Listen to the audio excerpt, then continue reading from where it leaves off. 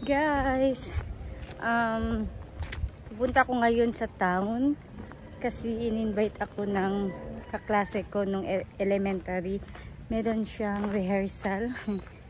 So, kakanta daw siya. So, ayan. I-video natin siya habang kumakanta. So, alas 3 daw ang ano niya, start nun. Yung ano nila. So, alas 2 pa lang ngayon. Papunta na ako.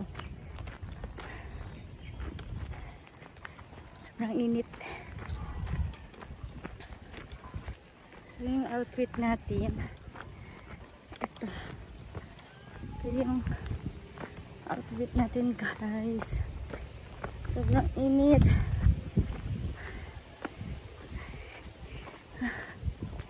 Hinihingal ako. So, yan yung outfit natin. Yan.